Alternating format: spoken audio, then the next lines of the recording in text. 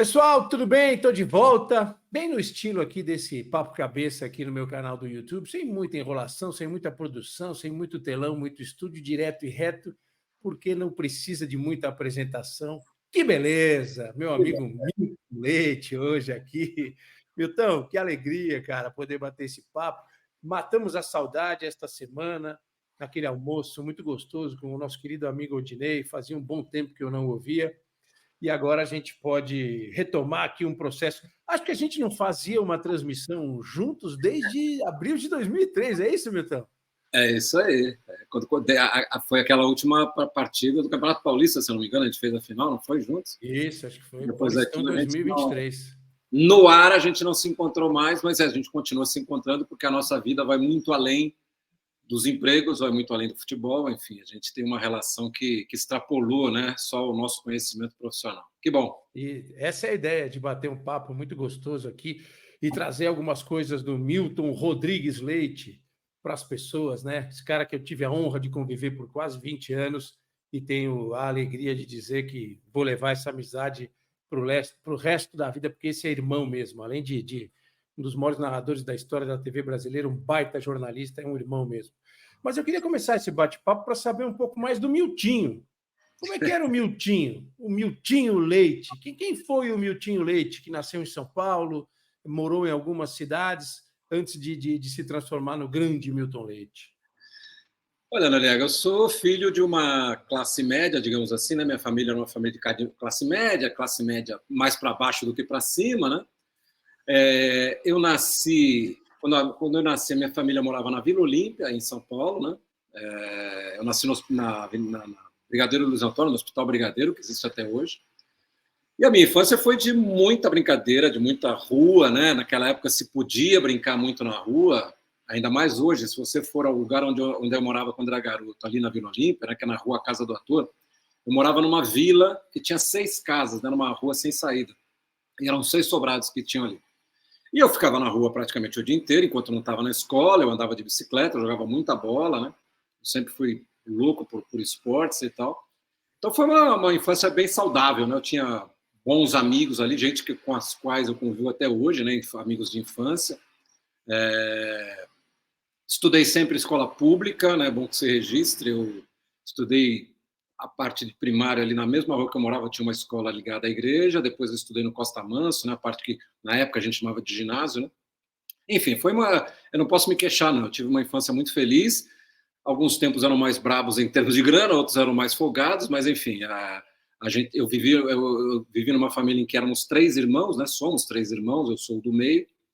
E foi assim, quando eu tinha de 12 para 13 anos, o meu pai se associou a 2 irmãos portugueses para montar uma fábrica de malha, né? De camiseta, de roupa, enfim, em Uberlândia. Uberlândia naquela época dava muito incentivo fiscal para as empresas irem para lá, tanto que hoje é um dos maiores polos industriais do Brasil, que estava começando lá naquela época.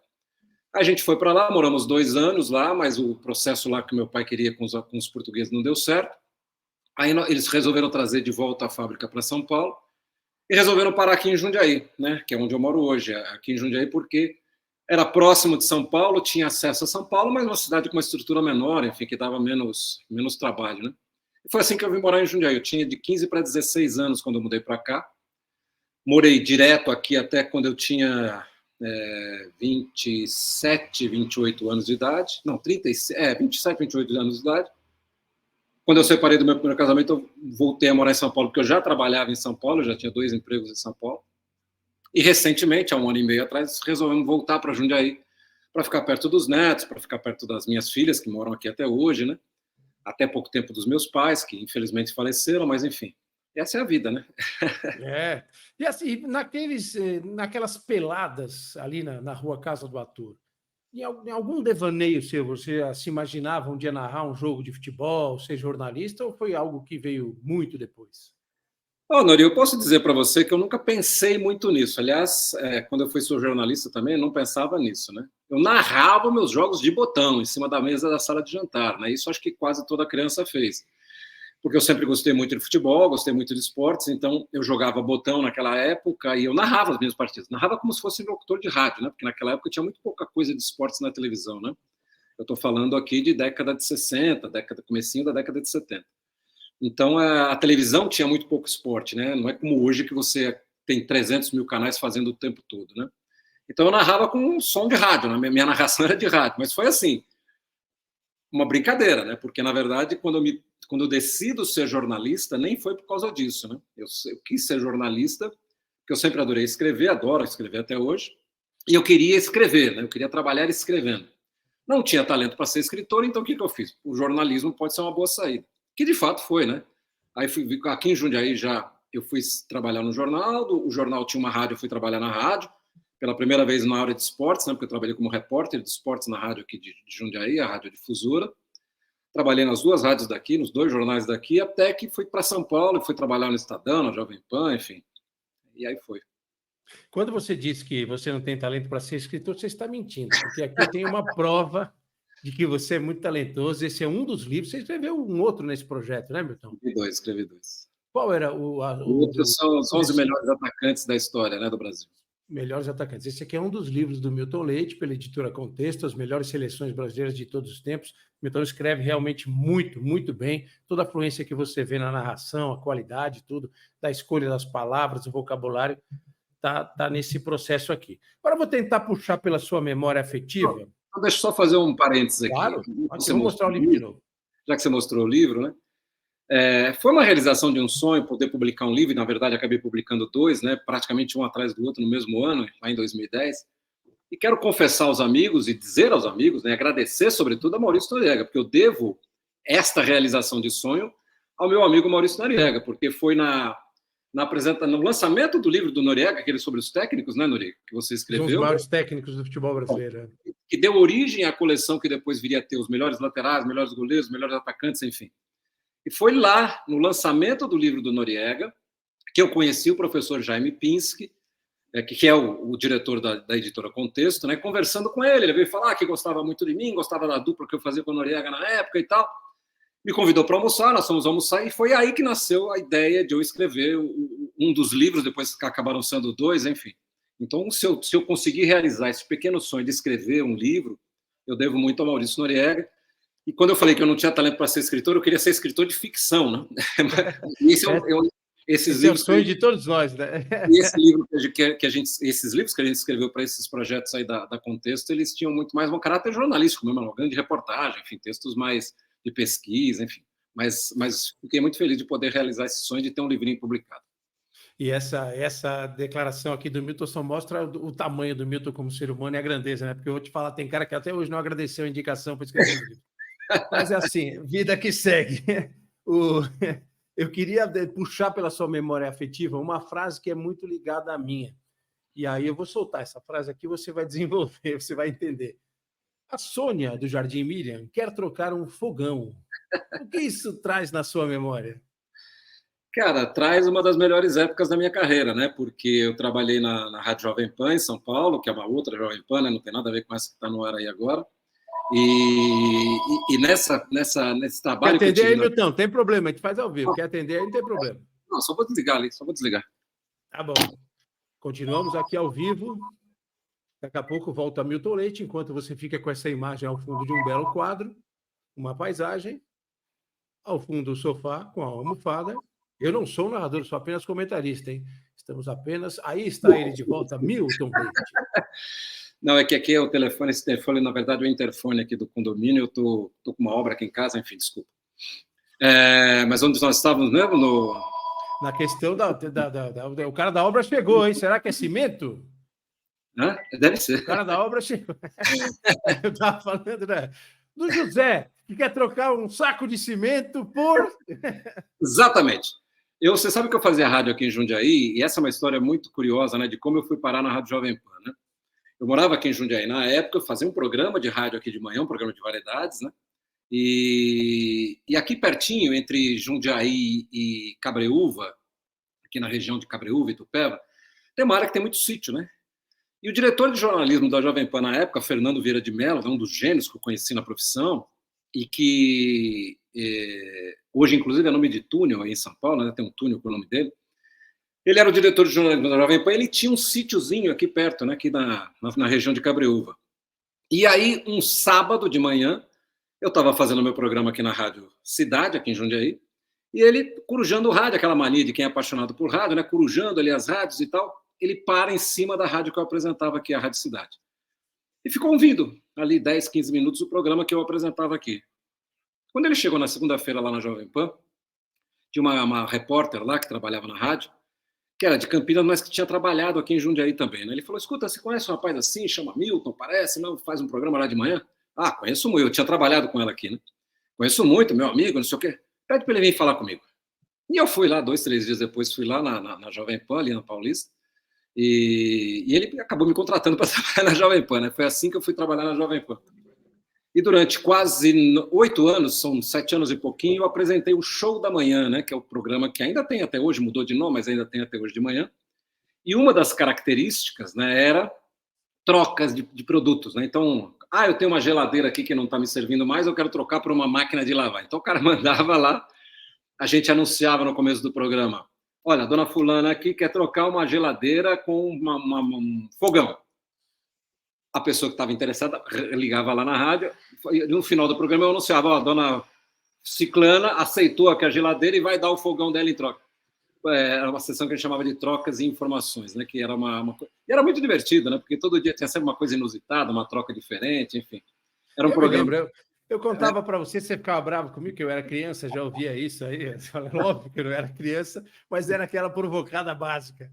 Não, e isso nós estamos falando da década de 90, né? Isso entre 90 e 97 eu trabalhei na Jovem Pan, né? Mas foi assim, era muito divertido fazer o programa, porque a rádio na época era provavelmente a rádio mais forte de jornalismo de São Paulo, era uma rádio que se preocupava muito com a cidade de São Paulo, né? Sim. Então foi um período muito, muito bom. Prestação de serviço, né? Tinha uma vinhetinha assim que era prestação de serviço, é isso. Paraná, paraná. A gente ouvia a Jovem Pan na minha casa, assim, eu virei um ouvinte daquela velha Jovem Pan, né? Daquela falecida grande rádio Jovem Pan, do Fernando Vieira de Mello, realmente um gênio, porque eu herdei isso do meu pai, Luiz Noriega. Eu lembro que a gente ia para o interior, ia para casa da minha avó em Bariri e tal, família no carro, tal, pai, minha mãe, dona Ângela, eu, minhas irmãs, Renata e Fernanda, no banco de trás, chegava ali por volta de Rio Claro e falava, Ângela, acha a Jovem Pan aí, acha a Jovem Pan, porque ele ficava desesperado, dava coceira nele, que ele precisava ouvir a Jovem Pan. E eu herdei isso, que realmente era uma rádio fantástica. E deixa eu puxar uma outra coisa pela memória, que é uma memória minha aqui, Milton. Eu acho, tenho guardado em algum canto, a cabeça é grande, mas tem uns, sabe como é que é? Às vezes a gente esquece alguma coisa.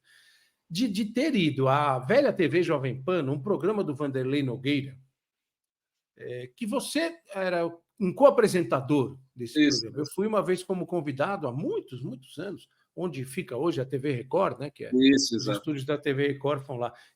Foi ali o seu primeiro contato com televisão? O Milton Leite, o cara do rádio, já bastante conhecido, o jornalista do Estado de São Paulo, de outros veículos, começa a se transformar no homem de televisão nesse momento aí da TV Jovem Pan? Exatamente, porque a Jovem Pan, na época, ela tinha o projeto da Jovem Pan TV, como eles chamavam, né? E que era para ser uma rádio de jornalismo, de esportes e de filmes, né? Eles queriam passar muito filme.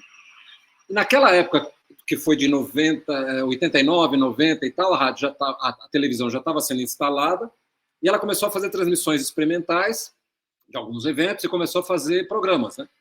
E aí o Vanderlei Nogueira, ele tinha o programa da segunda-feira à noite, que foi o primeiro programa de debate de televisão, hoje tem muito, né? Mas naquela época foi o primeiro programa de debate em televisão, de esportes, na segunda-feira à noite, porque todo mundo fazia no domingo, né? Fazia depois da rodada, eles faziam na segunda-feira à noite. E aí o Vanderlei, que é muito meu amigo até hoje, ele me chamou, falou, olha, eu preciso que você... Na verdade, eu comecei no programa, eu era o substituto dele, porque ele viajava muito na época com futebol, né? Hoje as rádios não viajam não, mas naquela época viajava. Então, quando ele viajava para fazer um jogo e não podia voltar a tempo na segunda-feira, eu apresentava o programa. E, além disso, toda semana eu gravava uma entrevista. Eu ia na casa de um jogador, eu ia na casa de um técnico e tal, gravava uma longa entrevista que a gente editava e botava lá na segunda-feira à noite. Eu ajudava a produzir o programa, enfim, era muito divertido. O programa chamava Sete no Pique, né? Sete no Pique, exatamente. Ele começou na TV Record, né? Ele começa na TV Record um pouco antes, né? Um pouco antes da Jovem Pan ir para o ar. E na TV Record, antigamente, né, hoje já nem é mais assim, mas no seletor dos canais, né, a Record era o 7, né, era o canal 7, a Globo era o canal 5, a Tupi era o canal 4. Então era 7 no pique por causa disso, porque ele tinha começado na Record. Depois ele passa para a Jovem Pan, e aí era no pique da Pan, né, que era o mesmo nome do programa que ele faz na rádio. Então foi ali que eu comecei. E quando eles começaram a fazer transmissões de futebol, primeiro experimentais e depois para valer, né, nós transmitimos lá o Campeonato Paulista de 90, 91, se não me engano, e porque os direitos eram da Globo, só que na época a Globo não tinha Sport TV, não tinha TV por assinatura ainda, né? A Globo não fazia a parceria que ela fez durante muitos anos com a Bandeirantes, né, de passar um segundo jogo para a Bandeirantes. Então ela cedeu para a Jovem Pan TV. E foi assim, um dia, eu era para ser, na verdade, e comecei assim lá, como o cara do estúdio, né? Eu era o Fernando Vanucci, não sei se vocês lembram quando o Fernando Vanucci fazia isso na Globo, né? Ele fazia, fazia o intervalo. Alô, você! O alô, você. Agora não, tudo é o narrador que faz, mas naquela época tinha um apresentador que ficava no estúdio. E eu era isso. Eu fazia a abertura da transmissão, passava para o narrador, no intervalo eu vinha, mostrava os gols e tal. E era assim. Até que um belo domingo, o Milton Neves era o narrador da TV Jovem Pan, né? Até que um belo domingo, alguém me liga, estou me preparando para ir para o estúdio lá na Barra Funda, como você citou. Alguém me liga e falou: olha, tá sem voz o Milton Neves, você vai ter que ir lá e narrar o jogo, porque não tinha outro, tinha que ser eu, né? Era o único cara que estava disponível ali. E foi assim que eu fui ao Pacaembu fazer um Palmeiras e Portuguesa naquela época. Eu transmiti o jogo. Aparentemente não foi mal. Eu chego na segunda-feira na rádio para fazer o meu programa e o Tuta, seu Tuta, né? Antônio Augusto Amaral de Carvalho, estava no corredor, virou: então, a partir de agora você virou narrador na Jovem Pan TV. Agora não tem mais negócio de fazer estúdio, não. Então agora nós vamos dividir os jogos. E foi assim que eu virei narrador. Depois fiz um monte de coisas lá na TV Jovem Pan, até que o projeto fez água lá em 94, de 94 para 95, se eu não me engano. E eu acabei saindo de lá, e daí comecei a história na ESPN, né? Onde eu fiquei 10 anos. Mas foi assim, foi graças à minha ida para a Rádio Jovem Pan e a consequente projeto da TV Jovem Pan que eu virei narrador na televisão. Nunca você narrou no rádio antes? Eu narrei um pouquinho aqui em Jundiaí ainda. Quando eu trabalhava aqui em Jundiaí, eu cheguei a ser narrador aqui, fiz jogos do Paulista, cheguei a fazer muito futebol amador aqui, daqueles que você vai para o Centro Municipal de Esportes aqui, fazer jogo do Campeonato Amador aqui. Mas muito pouco tempo, isso deve ter durado pouco menos de um ano. Ah, legal saber dessa transição. E aí, essa passagem da TV Jovem Pan para a ESPN Brasil, eu me lembro de vê-lo na ESPN Brasil, no vídeo, e ouvi-lo narrando jogos, e aí veio aquela... Eu não conhecia o Milton ainda pessoalmente, e me veio aquela questão da memória. Pô, o Milton é o cara do show da manhã da Jovem Pan. E aí acontece, eu vejo isso, né? Eu sempre fui um grande consumidor de transmissões esportivas, notadamente muito mais das transmissões esportivas aqui de São Paulo, porque eu moro em São Paulo, obviamente, né? Rádio, televisão, tudo, muito de TV Record, TV Cultura, onde meu pai trabalhou muitos anos e foi uma escola para muita gente. E aí comecei a ver o Milton, e eu me lembro de um dia, em casa, a gente estava vendo você transmitir, na casa do meu pai, né? Isso, eu já tinha minha casa, minha vida, tudo, a gente foi ver e era uma transmissão de basquete só. E meu pai falou: o Milton é muito bom e narra muito bem basquete. E meu pai gostava muito de narrar basquete. E ele falou, e era um grande narrador de basquete, né? E aí, eu falei, legal isso aí, né? Estilo. E ele falou uma coisa que eu até falei para o Jota no outro bate-papo, que é muito interessante, né? E o Milton também, como o Jota, é narrador de televisão. E como é que surge essa história do cara entender o que é um veículo, a diferença de você narrar no rádio, que não tem imagem, embora hoje tenha também, né? Mas não do jogo, e você narrar quando a imagem está lá explodindo nos olhos de quem está assistindo. Você sabe que no começo não era assim, né? Quando eu me lembro, eu tenho uma fita guardada aqui até hoje, ainda daquelas de videocassete antigo, né? Com uma das minhas primeiras narrações na TV Jovem Pan, foi uma das poucas coisas que eu guardei naquele período lá. E você sabe que eu fui ver, né, outro dia, enfim, quando ainda tinha videocassete, porque eu tenho videocassete, mas eu tenho, eu percebi que naquele começo eu ainda narrava muito como rádio, né? Eu falava tudo, eu falava acelerado e tal. Mas aí você precisa ter humildade de, primeiro, acompanhar outras pessoas, né? E o Jota certamente foi um dos grandes professores, mas e ouvir as pessoas que entendem mais do que vocês de televisão. Eu estava chegando na televisão, né? Eu não tinha conhecimento do veículo para querer fazer desse jeito ou daquele jeito. Eu fazia como a minha memória afetiva me mostrava, porque a minha memória era do rádio, né? Eu sempre fui um grande ouvinte de rádio. Mas aí eu tinha na Rádio Jovem Pan Fernando Vieira de Mello, que para mim, eu repito, foi um dos gênios com quem eu trabalhei de jornalismo. Ele trabalhou muito tempo em televisão também, ele era o diretor de jornalismo da rádio. O seu Tuta, né, o Antônio Augusto Amaral de Carvalho, que é uma figuraça, né, sempre gostou muito de mim, eu sempre gostei muito dele, a gente foi muito respeitoso um com o outro, e era um mestre de televisão, né? Aquela fase de ouro da Record, né? Dos anos 50, 60 lá. Ele era o grande nome de direção da TV Record, né? De produção executiva. Depois, quando eu fui para a Globo, o Marco Mora, que foi outro genial jornalista com quem eu tive a chance de trabalhar, e essas pessoas foram me dizendo, olha, tem coisa aqui que você não precisa falar. Nada na televisão, e essa é uma frase deles, né? Nada na televisão é mais forte que a imagem. Qualquer coisa que você diga vai estar abaixo da imagem. A imagem vai ser sempre muito mais eloquente. E é assim que você vai aprendendo. Você vai ouvindo aqui, você vai aprendendo ali, né? E você vai encontrando um tom, digamos assim. Né? Você vai encontrando um tom até que você percebe que a televisão é um negócio diferente. Né? Em função da imagem, você não precisa falar tudo, você não precisa falar corrido, você não precisa... Né? Tem coisas que você não precisa falar, você deixa ver o cara ver o que está acontecendo, enfim. Mas fui aprendendo na base da pancada mesmo, no dia a dia, né? E tendo a humildade de ouvir pessoas, de entender, de pegar uma transmissão e rever, né? Para você falar, pô, realmente aqui não precisava ter falado tudo isso, né? Uma palavra bastava, enfim.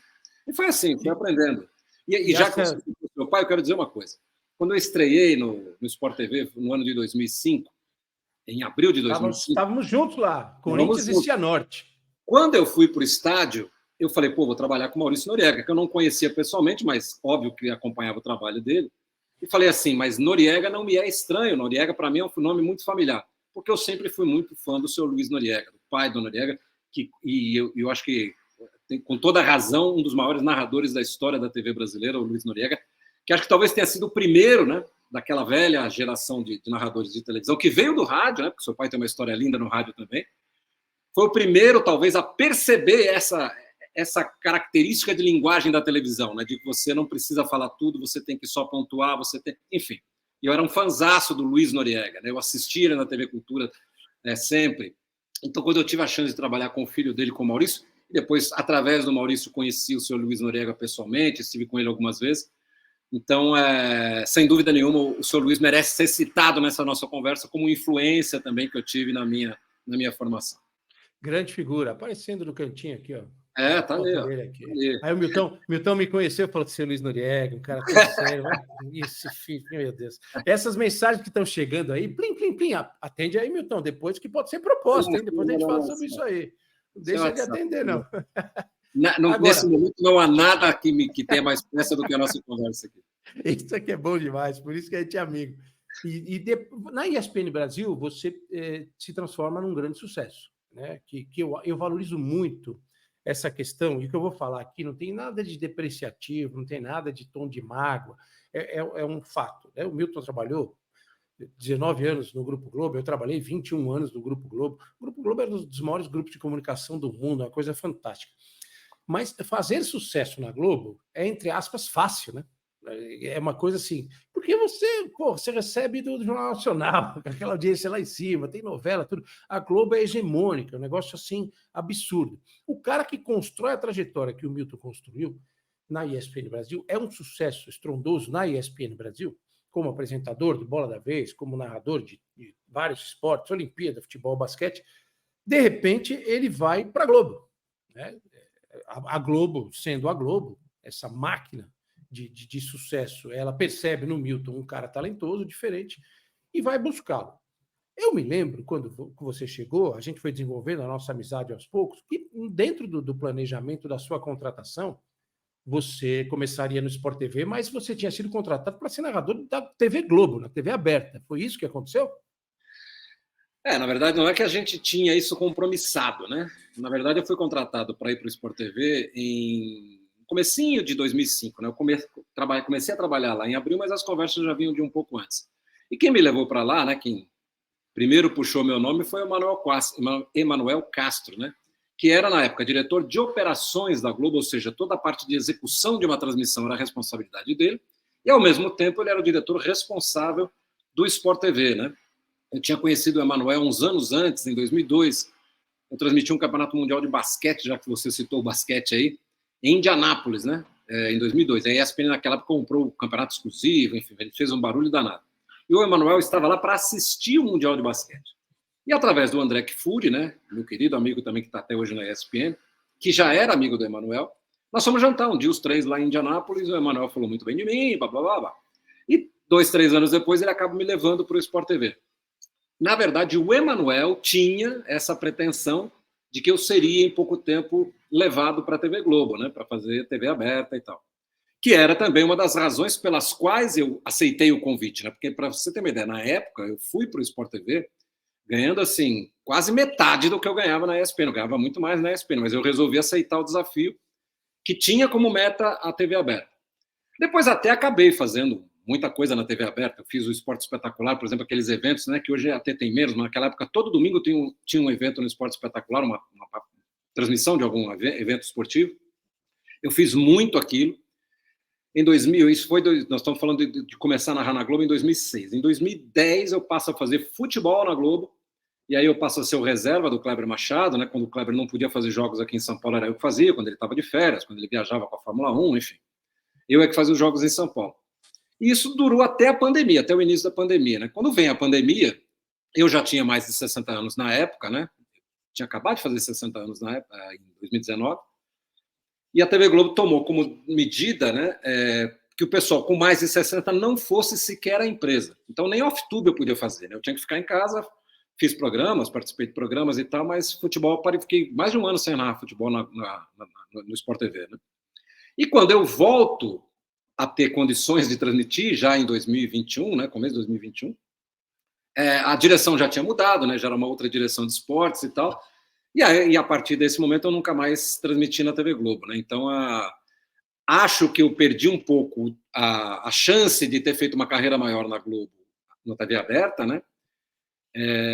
Exatamente nessa troca de direção, porque na época que era o Luiz Fernando Lima, que era o diretor-geral, o Marco Mora, que era o diretor executivo e tal, eles tinham, acho que esse plano de me colocar mais na TV aberta, mas depois que trocou a direção, a outra direção achou que não, resolveu mudar, inclusive nunca mais eu fiz transmissões na TV aberta, né? Então foi um pouco essa história. Não é que a gente tinha um compromisso, mas o Emanuel sempre me dizia que ele tinha a grande vontade de me fazer um narrador de TV aberta. Isso é uma coisa que eu nunca entendi, né? E a gente já falou muito sobre isso nas nossas viagens, nossas conversas, tudo, e eu compartilho nesse bate-papo com quem vai estar aqui assistindo, né? Duas coisas eu nunca entendi nessa trajetória sua da Globo, nunca aceitei como telespectador e como companheiro de trabalho. Você não narra basquete no Grupo Globo, você é um narrador excepcional de basquete, você é um narrador excepcional de qualquer coisa, mas de basquete, futebol e natação, cara, não tem para ninguém, com todo respeito aos outros colegas. E você não ter sido narrador efetivado na TV aberta. Essa mosquinha da TV aberta mexe com a sua cabeça profissionalmente? Porque eu imagino que você esteja num período sabático. Você não está parando. Milton Leite não vai fazer narração de despedida, né? Como jogador de futebol faz jogo de despedida. Imagino, mas a TV aberta é uma coisa que você vislumbra no seu horizonte, é uma coisa que mexe contigo? Nori, não sei se eu ainda vislumbro. Eu lamento não ter tido mais chances, né? Eu lamento não ter tido... Porque, por exemplo, quando eu substituía o Kleber, isso foram anos e anos, né? Foram 15 anos, 16 anos fazendo isso. Quando eu substituía o Kleber, eu ficava 2, 3 jogos no máximo, né? Que era o período de férias dele, ou era uma viagem que ele fazia para cobrir Fórmula 1 e tal. E você não deslanchava, né? Porque eu comecei a estudar, inclusive, uma linguagem diferente para a TV aberta na época, né? Eu falei, eu preciso... É um outro público, né? A gente precisa saber diferenciar, né? TV por assinatura tem um tipo de público, TV aberta é outro tipo, né? É o que a gente chama mais... Outro mais ainda, né? O streaming ainda mais, né? Mais diferente. Então, a televisão vai criando situações diferentes. Eu estava começando a me preocupar com isso e pensar que tipo de linguagem eu usaria na TV aberta e tal. Comecei a assistir novela, para citar coisas de novela nas transmissões e tal. Então, eu lamento profundamente não ter tido mais chances até de me fixar, de ficar um ano inteiro narrando TV aberta, enfim, porque eu tenho a sensação de que eu encontraria uma linguagem bacana para fazer na TV aberta. Agora, se tem perspectiva ainda, eu não penso muito nisso, não. Acho que, até porque na fase da minha vida que eu estou, nem sei se ainda vai aparecer algum tipo de oportunidade nesse sentido. E você falou dos mundiais de basquete, você sabe que também é uma coisa que eu lamento no Sport TV não ter feito mais basquete, porque eu gosto muito de narrar basquete. Eu fiz, na verdade, no Mundial, aquele Mundial que teve em São Paulo, Mundial Feminino, em 2006, eu fiz acho que 3 partidas daquele Mundial, porque acho que eles não tinham outro, e estava aqui em São Paulo, eram jogos aqui em São Paulo, eu acabei fazendo. E depois, em 2010, quando o Raul Costa Júnior era o diretor do canal, teve um ano, 2010, que teve assim 4, 5 mundiais diferentes em modalidades. Era voleibol, era masculino e feminino, era basquete feminino e masculino, tinha o atletismo, também tinha um mundial no meio. Então ele resolveu dividir esses mundiais entre os narradores mais importantes ali do canal. E eu acabei indo fazer um campeonato mundial de basquete também feminino, um mundial que foi na República Tcheca, né? Aliás, se alguém puder um dia visitar a República Tcheca, visite, porque é um país lindíssimo. Tem Praga, né? Mas o campeonato nem foi em Praga, né? Então foram assim 2 momentos praticamente que eu tive de basquete, e esporadicamente um jogo aqui, outro jogo ali, quando eles precisavam de mais um narrador. Mas eu também lamento, porque eu gosto muito de narrar basquete. A minha vida de basquete no canal foi curta e na verdade, o canal aparentemente sempre teve outros narradores que a direção considerava melhores do que eu para fazer basquete. Eu lembro desse Mundial 2006, eu estava trabalhando como apresentador aqui no ginásio do Ibirapuera. Tinha jogos no Ibirapuera e acho que em Osasco ou Barueri. Você estava fazendo os jogos lá em Barueri. Me lembro disso. E essa paixão toda pelo basquete, Milton, tinha uma coisa que foi bom a gente lembrar, que eu estou lembrando de outra coisa que eu não podia deixar de citar aqui. Você foi jogador de voleibol. Foi. Não foi tão bom quanto o Maurício Noriega, mas eu dei as minhas cortadas aqui, né? Travou para mim aqui.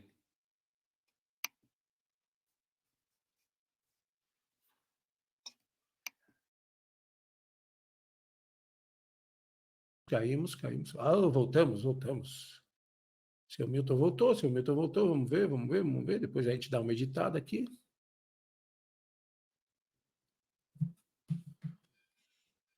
Alô, Milton Leite. Agora voltamos. Aquela coisa de internet. Uma pequena queda. Você foi jogador de voleibol, tinha te perguntado, né? Isso, fui jogador de voleibol. Joguei voleibol aqui em Jundiaí. Quando eu cheguei aqui, eu tinha de 15... Na verdade, eu comecei em Uberlândia. Quando eu morava lá ainda, eu tinha 14 anos. Lá tinha o Uberlândia Tênis Clube, né? Um dos clubes lá da cidade. E eles tinham um time de voleibol que era bastante competitivo ali no interior do estado, né? Então, eu comecei a jogar voleibol lá. Um professor de educação física do colégio me levou para treinar. Eu treinei lá, porque a gente morou 2 anos lá, no segundo ano, inclusive. Eu cheguei a ser convocado para a seleção mineira infantil, né? Que ia disputar o Campeonato Brasileiro. Fui fazer alguns treinos em Belo Horizonte e tal, mas era muito longe, né? Porque era difícil, não tinha avião, você tinha que ir de ônibus. Né? A gente ia na sexta-feira à noite, treinava sábado e domingo, voltava no domingo à noite, porque tinha escola na segunda-feira, né? Então, acabei não ficando naquela seleção, e foi exatamente no momento em que minha família estava preparando a volta para São Paulo, né? E aí, quando eu cheguei em Jundiaí, eu tinha 15 para 16 anos, eu passei a treinar no time da cidade aqui, né? Que era um time bancado pela prefeitura e tal. E joguei durante 4, 5 anos aqui. Eu estava na época, e aí, o voleibol naquela época não era tão profissional como é hoje, né? E eu estava, quando chegou a época de eu fazer vestibular, eu fui convidado pelo Palmeiras para jogar em São Paulo, graças a uma edição de Jogos Abertos que teve aqui no interior. A gente jogou Jogos Abertos, Jogos Regionais, né? E nos Jogos Abertos tinha lá um pessoal do Palmeiras assistindo. O Palmeiras era uma das forças do voleibol da capital, né? Era o Palmeiras, era o Paulistano e era o Pinheiros, eram os 3 mais fortes. O Palmeiras era a terceira força. E um diretor do Palmeiras me viu jogando lá, me convidou para jogar em São Paulo. E foi muito bom, porque o Palmeiras me conseguiu uma bolsa de estudos para fazer o cursinho, né? Eu já tinha terminado o colegial. Então, eu fiz o cursinho em São Paulo, fui morar na casa de uma tia minha em São Paulo para poder jogar no Palmeiras. Então, eu fazia cursinho de manhã, treinava à tarde, jogava nos finais de semana e tal. E aí, depois entrei na faculdade e o voleibol perdeu a importância na minha vida, né? Mas é bom esse registro, é bacana. E além dessa versatilidade do Milton, tem uma coisa que eu acho genial nele, entre muitas outras coisas, né? Porque eu sou um fã declarado desse cara. E o Milton tem essa versatilidade, narra um monte de coisa, mas ele não fica botando num cartaz, nem falando no megafone que ele narrou 700 mil modalidades. Ele vai lá e narra as 700 modalidades, sempre com muita competência. E assim, nesse período que eu trabalhei no Grupo Globo, e eu falo isso também, sem zero mágoas, eu sempre fui um cara do Sport TV, né? Recebíamos no Sport TV do Grupo Globo, mas eu sempre fui um cara do Sport TV, e sou muito grato a isso, tenho muito orgulho disso. Eu nunca fui um cara da Globo, né? Fiz uns bicos na Globo de vez em quando, mas nada mais do que isso, uns bicos. Um show do intervalo, SPTV, Bom Dia São Paulo, mas nunca fui o cara da Globo. E, Milton, você conseguiu algo que é impressionante. O seu nível de reconhecimento popular e sucesso, estando majoritariamente no Sport TV, era algo assustador. Eu me lembro que a gente viajava pelo Brasil e os caras, que beleza para cá, que beleza para lá. E as crianças, principalmente, né? Em que momento caiu a sua ficha de que você era um sucesso? Não sei, Nori, sinceramente eu não sei, mas assim, é óbvio que quando você vem para o Sport TV, para o Grupo Globo e tal, como você disse, né, a Globo é um canhão, né? E ainda mais naquela época em que eu fui para lá, que eu te encontrei, naquela época, praticamente todo o esporte estava no Grupo Globo. Era praticamente tudo exclusivo, né? Então, se o cara queria assistir Campeonato Brasileiro, era na Globo. Se o cara queria ver Libertadores, era na Globo, ou no Sport TV. Os campeonatos de basquete, os campeonatos de voleibol, enfim, era praticamente tudo lá, né? Então, óbvio que você acabava tendo uma visibilidade muito maior, a audiência do Sport TV sempre foi muito maior do que a da ESPN e tal. Então, é claro que isso vai favorecendo. Mas você começa a perceber quando você vai, por exemplo, isso me aconteceu muito, né? A partir do momento que eu fui para o Sport TV, eu estou com a minha mulher no shopping, vem lá um garotinho com a mãe, fica assim, olha mãe, que beleza, olha que beleza aqui. Assim, ele não lembrava o meu nome, mas lembrava do que beleza. Então você começa a perceber que tem alguma coisa a mais acontecendo ali. Eu acho que logo no começo que eu fui para o Sport TV eu percebi isso, e aí quando você começa a fazer aparições na TV Globo também, né, que aí é mais, o canhão é laser, é um negócio muito maior, né? Então você começa a ter mais reconhecimento, as pessoas começam a te identificar, enfim. E é uma coisa que muitas vezes as pessoas que vão para lá não estão preparadas, né? Elas se deslumbram um pouco e tal, né? Que não foi meu caso, até porque eu sabia que a mesma pessoa que me acha gênio aqui, tem o cara que me acha um imbecil ali. Então, nem o cara que me acha gênio eu dou muito crédito, nem o cara que diz que eu sou imbecil eu dou muito crédito. Então, na verdade, se você não se empolgar e souber como trabalhar isso, você falou uma coisa que é muito curiosa, né? Acho que pela forma de brincar, de divertir que eu faço nas transmissões, né? Tem muita criança que me assiste e gosta do que eu faço, e tem muita mulher também, né? Que agora é mais normal a gente ver as mulheres acompanhando o futebol. Há 20 anos atrás não era tanto, né? Era uma coisa mais. A gente falava para um público muito mais masculino do que a gente fala hoje, né? Então eu sempre tive muito essa coisa do público infantil, do público feminino, que sempre me acompanhou. E eu me lembro de uma vez que nós encontramos um desses gênios de televisão que disse para a gente assim: você vai lembrar disso. Não entendo como é que as crianças gostam de vocês dois. E aí, aí o Milton falou assim: você acha que criança só gosta de criança? Tem essas coisas, né? E como é que nasce uma dupla, você acha? Eu lembro que uma vez o nosso amigo Kleber Machado foi muito generoso com a gente e ele nos convidou para participar daquele podcast que ele tinha, o Hoje Sim, né? Que era bem legal o podcast, para falar sobre duplas, né? Grandes duplas, assim. E ele citou a gente como uma grande dupla, de forma muito generosa, e ele falou uma coisa que eu não esqueço, que ele fala assim: eu estava vendo a transmissão de vocês, tem ali, eu vi que tinha uma coisa, né? Você percebe quando tem, um já entende bem o outro, vocês se completam. Como é que nasce uma dupla? Como é que você acha que, no nosso caso especificamente, trabalhamos muito tempo juntos, como vira uma dupla efetivamente? Como é que aquele maluquete que você conheceu um dia na redação lá vira um bom parceiro de transmissão? Ô, Nori, eu acho assim, eu acho que não depende de você ser bom no que você faz, né? Não basta eu ser um bom narrador, você ser um bom comentarista para as coisas funcionarem. Eu acho que, primeiro, a gente precisa ser bom no que faz, né? Eu acho que a gente tem que ter um certo dom aí, né? Muita gente vem, estudante, sobretudo, né? Como é que faz para ser um bom narrador que nem você? Olha, a primeira coisa é que você tem que ter um genezinho ali, um gene que te coloque como um bom comunicador, é o primeiro passo, né? Então, acho que as duplas começam assim, com dois caras que são bons no que fazem, que entendem um pouco do veículo, né? Entendem um pouco do que estão fazendo ali. Mas, sobretudo, Nori, eu acho que o que é mais fundamental nesses encontros, né, é a intimidade. E a intimidade você só constrói quando você tem uma relação pessoal com a pessoa que extrapola a televisão, que foi o nosso caso. A gente começou só fazendo jogos juntos, depois a gente percebeu que a gente tinha afinidades e não afinidades, né? Porque a gente não pensa igual em tudo, a gente não torce para o mesmo time, a gente não tem a vida absolutamente igual, né? Você é muito mais novo que eu, você tem filhos que passam agora por coisas que as minhas filhas já passaram, enfim, né? Não, são quase 10 anos, né, Norico? Então, as minhas filhas, por exemplo, passaram já pelos dramas que os seus filhos passam, aquela coisa do momento de entrar na faculdade, de vai estudar no exterior, não vai, fica no Brasil, enfim. Minhas filhas já passaram por isso. Um dia você vai ser avô e você vai ver como é bom ser avô, uma coisa que eu estou passando agora. Tomara. Então, acho que não seja agora, né? Que não seja agora, exatamente. Mas o fato de você ir encontrando afinidades na pessoa com quem você convive, e acho que na nossa época, inclusive, isso era mais fácil, né, Nori? Porque a gente viajava mais junto, né? Eu me lembro que a gente fazia Campeonato Paulista, hoje o cara pega um avião, vai até Ribeirão, dali ele vai para a cidade ali perto, ou vai para Campinas de avião. Nessa época era van o tempo todo, né? Então a gente viajava. A entidade. A entidade. A gente passava quase o domingo inteiro juntos, né? Porque a gente saía na hora do almoço para fazer um jogo em Campinas, parava no meio do caminho para comer, fazia o jogo, ficava lá, voltava à noite e tal. E isso no interior inteiro, né? Estou falando de Campinas, que é mais pertinho aqui, mas a gente fazia isso no interior inteiro.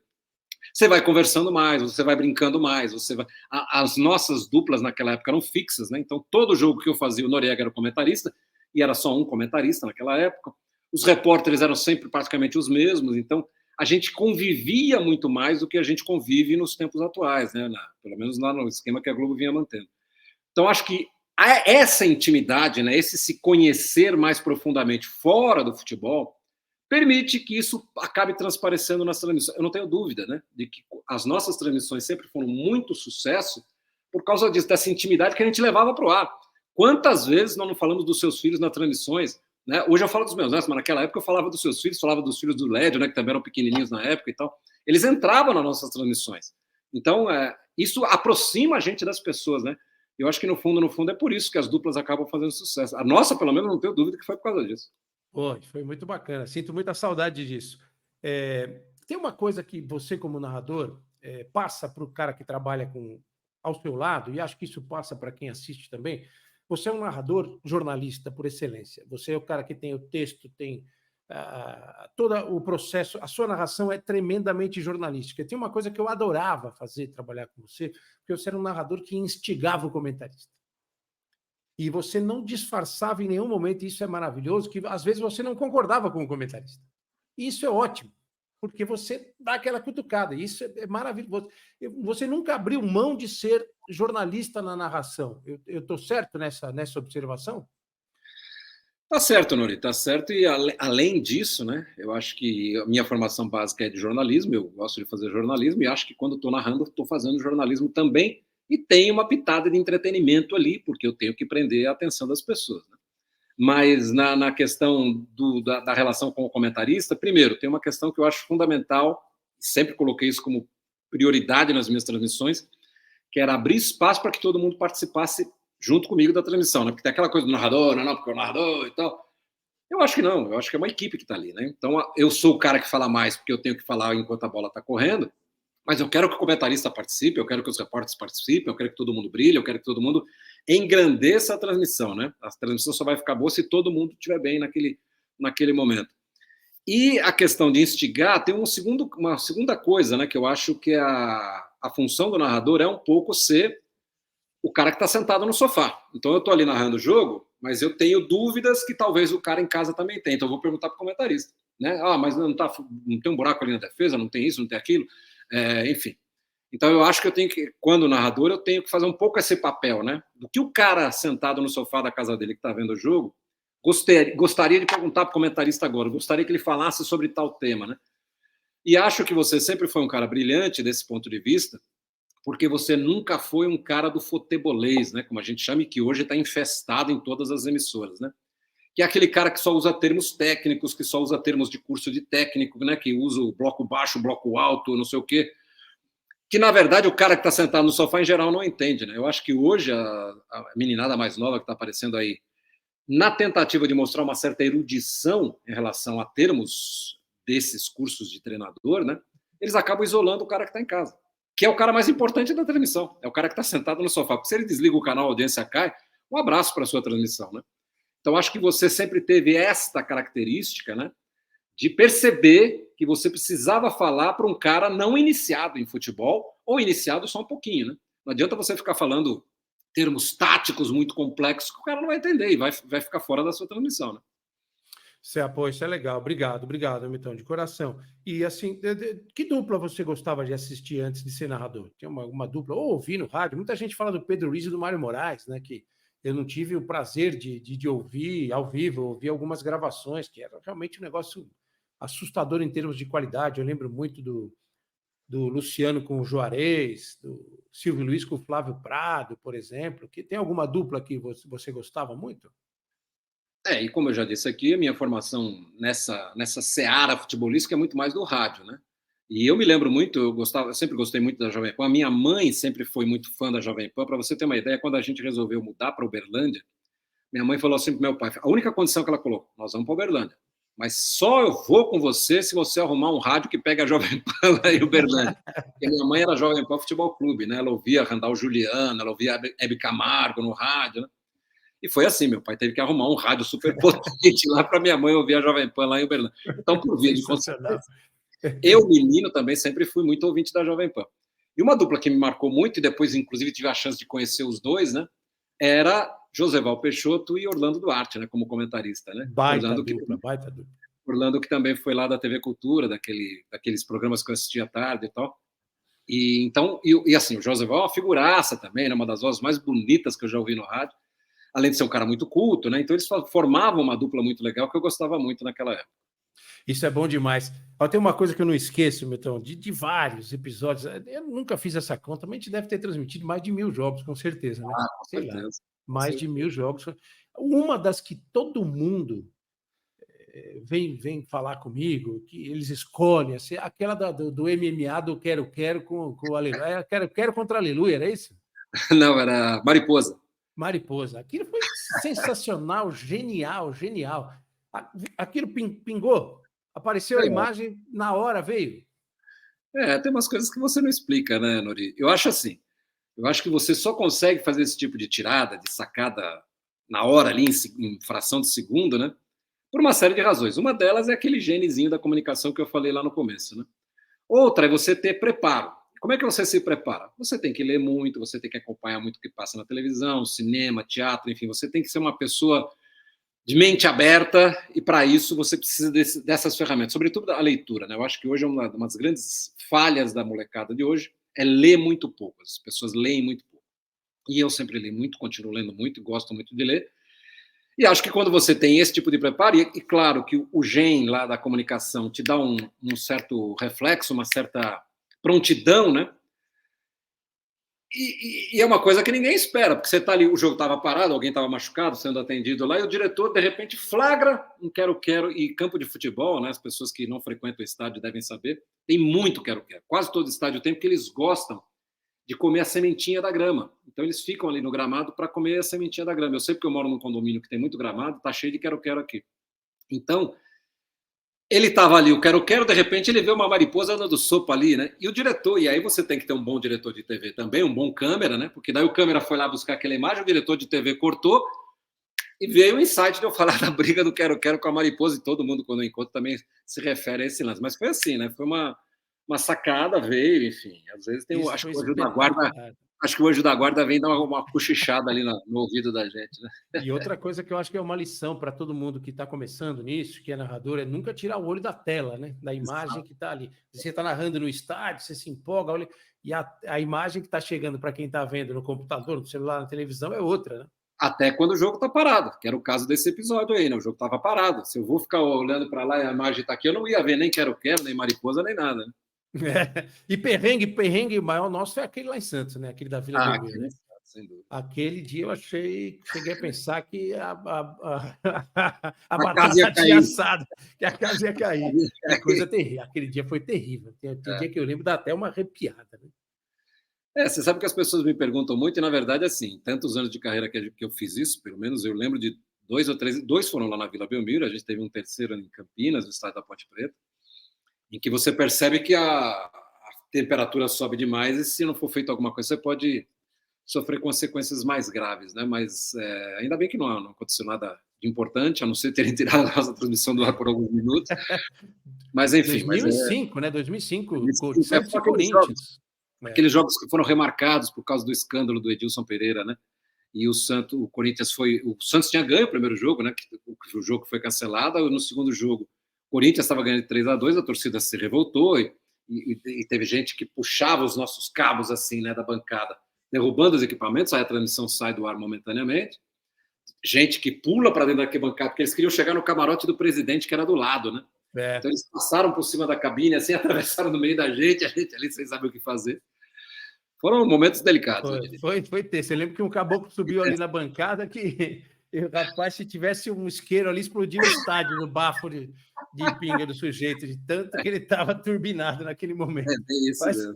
E teve uma outra boa também, que foi aquele dia que não parava de passar russo na nossa frente na Polônia, né? Caramba, Outro dia eu estava vendo umas fotos aqui, eu me lembrei desse episódio aí, que era Rússia e Polônia, né? E eles já têm uma briga histórica entre eles lá. Eles iam jogar no Estádio Nacional, lá em Varsóvia, né? Era a Copa de 2012, né? 2012, Euro de 2012. E nós estamos chegando no estádio, o portão estava fechado e veio aquele monte de russo por esse lado da avenida e do lado de cá um monte de polonês. Eu falei, hoje que vai sobrar, essa briga vai sobrar para o Brasil aqui. Né? Pelo menos a gente ia entrar ao vivo para dar breaking news da Terceira Guerra Mundial começa em Varsóvia. Aquele dia o negócio foi tenso, foi pelo amor de Deus. E a gente batia no portão, pedia para o cara abrir o portão para a gente entrar. Abre essa porra aí! Falava para o motorista que estava com a gente lá, o Cal, manda o cara abrir e tal. E o Cal estava quase entrando na briga lá, né? Porque os russos xingavam os poloneses. O nosso motorista polonês estava quase entrando na treta. Que tempo bom, rapaz. Era muito divertido. Agora, Milton, o que você tem alguma coisa que você não narrou que você ainda quer narrar? Nori, não sei, viu? Eu já fiz tanta coisa bacana, fiz muito mais do que eu imaginava que eu ia conseguir fazer, enfim. Eu fui para 6 Copas do Mundo, todas elas no local. Eu fiz... Essa edição de Paris agora foi minha 8ª Olimpíada, sendo que 5 delas eu estava no local, 3 foram off-tube e tal. E já fiz Campeonato Mundial de Basquete, eu já fiz Campeonato Mundial de Ginástica, que era uma coisa que eu nunca imaginei que eu ia fazer, enfim. Já fiz final de Champions League lá no estádio, em Wembley, o Barcelona contra o Manchester United. Fiz final de Libertadores, final de Brasileiro, enfim. Acho que eu não tenho mais muito... Assim, eu gosto muito de fazer, né? Gostaria de fazer outros, inclusive. Outros eventos desse porte. Mas não tem assim, aquele ali eu não fiz, não tem. Eu sinceramente, eu sou muito agradecido, eu tenho muito orgulho da carreira que eu construí, eu tenho muita lembrança boa, né? Agora, nesse período que eu estava saindo da Globo, só do período da Globo, que foram 19 anos e 4 meses, né, que eu fiquei lá, eu fui revendo as fotos dos eventos que eu participei. Cara, eu fiz tanta coisa bacana, tanta coisa legal, e acho que a maioria delas eu fiz bem feito, eu entreguei legal para o canal, então... Eu não tenho nada específico assim que eu gostaria de ter feito e não fiz. Eu acho que eu fiz tudo que era possível fazer na função que eu tinha. Aliás, foi muito bonita a sua saída lá, a sua despedida do Grupo Globo. Foi muito, e todas as homenagens super, super merecidas, que você é um cara realmente espetacular, sensacional. Você é um cara que por exemplo, estava perguntando isso para você, me veio agora esse flash aqui. Narrar... Você chegou a narrar em 2002 o Brasil campeão mundial, não, né? Não, porque eu estava na ESPN ainda e a ESPN não comprou os direitos daquela Copa, né? Mas narrar o Brasil ganhando uma Copa do Mundo é algo, por exemplo, porque eu vejo muito cara falando isso, né? Muito narrador falando isso. Essa aí é uma experiência diferente. Eu até fiz o Brasil na final da Copa em 98, né? Eu estava na ESPN ainda, foi a minha primeira Copa. Fiz aquela final e tal, o Brasil perdeu com todo aquele rolo que teve, mas talvez fosse uma coisa diferente, né? Eu não sei como eu me sairia narrando um Brasil campeão do mundo, né? E acho que não vou ter mais essa chance, né? Porque a nossa bolada é tão pequenininha que mesmo que eu vá transmitir alguma Copa do Mundo, acho que não vamos ganhar, não. Seleção não está ajudando muito, não. Não está ajudando. Agora, a sua narração da medalha do Cielo é um negócio que eu acho que tem que ir para o Museu da Imagem e do Som, se é que ainda não foi. Porque, cara, que coisa linda, que coisa maravilhosa. E eu acho também muito tocante a relação que você acabou construindo com o Cielo, né? O Cielo virou, além de fã, um amigo seu, né? E ele te deu uma medalha, né? Sobre essa narração, né? Você sabe que eu acho que aquela prova mudou um pouco o meu rumo dentro da própria empresa, né, dentro da própria Globo. Eu já tinha feito o programa de natação em 2007 nos Jogos Pan-Americanos do Rio. E foi direito, enfim, foi bacana e tal. E o Brasil ganha sempre muita medalha em Pan-Americano e tudo mais. E aí, para 2008, eu fui escalado só para fazer o programa inteiro. Fiz outras coisas, mas fiz o programa inteiro de natação em Pequim. E aquela prova ela tem algumas características, né? Eu considero aquela a minha melhor narração na carreira, né? Aquela prova do Cielo, porque ela é uma prova de 22, 23 segundos, né, da partida até a chegada, e eu acho que eu fui bem em todas as fases da prova, né? Na largada dele, eu percebo no meio da piscina que ele está junto com o primeiro colocado, que ele está passando na frente do cara, e consigo narrar a batida dele na frente para a medalha de ouro, né? Então tem tudo isso, é uma prova muito emocionante, né? Porque os 50 metros é uma prova muito rápida e todo mundo chega junto, então para você identificar e tal. Hoje a gente é ajudado porque tem aquele virtual que aparece na piscina com o nome do ganhador e tal. Além disso, era uma prova histórica, porque pela primeira vez um brasileiro ganhava a medalha de ouro numa competição olímpica, né? E depois daquilo, né? Eu narrei, graças àquilo, eu acho, muito graças àquilo, Eu narrei vários mundiais de natação, sendo que 2 deles em loco. Eu fui a Budapeste e fui a Barcelona, 2013 e 2017. Fiz muitos mundiais off-tube aqui do Brasil. Narrei o Cielo campeão do mundo também. Narrei a medalha de ouro de Etienne Medeiros também no mundial. Ela foi campeã mundial, eu narrei a prova dela, enfim. Então isso acabou me trazendo muito para perto da natação e eu fui escalado para todos os programas olímpicos desde então, né, de 2008 até agora na França. Eu narrei todos os programas olímpicos no Sport TV. E depois, no Japão, que foi a Olimpíada anterior, a gente fez daqui, mas o Cielo foi comentarista, né, do Sport TV.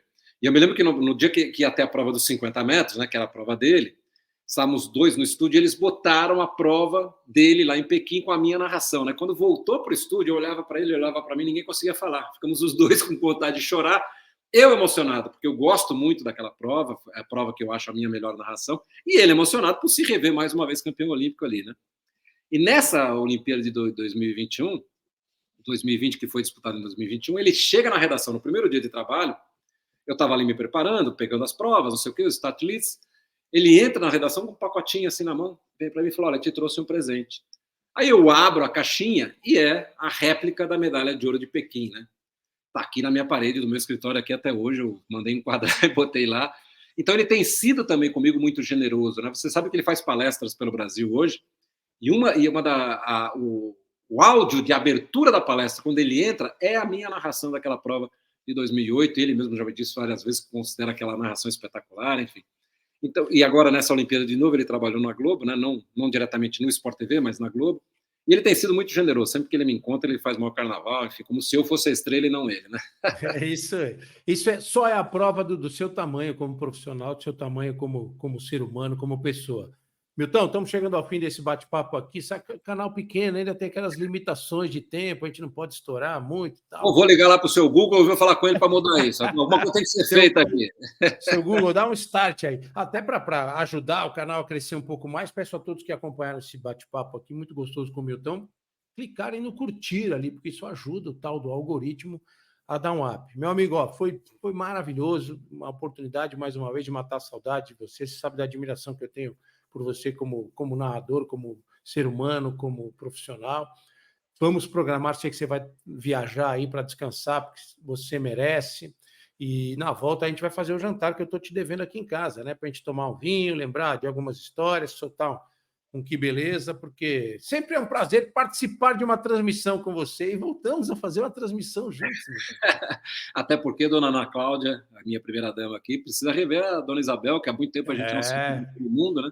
Eu e você, de vez em quando, a gente se fala, mas as esposas não, e a gente criou esse laço também fora da televisão, né? Que são nossas famílias também se aproximaram. Eu já fui aniversário dos seus filhos, você já foi aniversário meu, da Ana Cláudia lá em casa, enfim, a gente precisa realmente ficar próximos, porque, na verdade, Noriega, eu fiz muita coisa bacana, minha carreira é muito legal, a gente viajou muito, eu comemorei mais aniversários seus fora do Brasil do que a sua família, né? Porque você faz aniversário no meio do ano, é a época de Copa do Mundo, Copa das Confederações, Copa não sei do quê. Então, a gente, o que vale, Noriega, o que fica no fundo, é isso, é a nossa amizade, né? Porque a TV Globo passou para nós dois, né? Nós não estamos mais lá, a gente fez muita coisa legal, a nossa vida vai passando e a gente vai envelhecendo, e hoje eu estou cuidando dos netos, e o que fica mesmo de tudo isso, eu tenho 46 anos de carreira, os grandes prêmios que eu carrego na minha vida são as amizades. E no Sport TV, certamente a sua, e na minha vida, certamente a sua, é das mais significativas. É a maior, provavelmente, né? Por isso que a gente se trata como irmão. Grande abraço, viu, Nori? Muito obrigado pela oportunidade. Obrigado, Milton. E aguardo você em alguma transmissão por aí, porque você é muito bom. Quem As sabe? Transmissões esportivas precisam de você. Quem sabe, né? Quem sabe juntos, inclusive. Quem sabe juntos. Para mim seria uma alegria e uma honra. Milton, beijo. Obrigado, meu querido. Beijo para vocês todos. Obrigado. Bom descanso. Obrigado a vocês todos por nos acompanhar nesse bate-papo. Foi uma grande alegria aqui com ele, com o Milton Leite. Que beleza!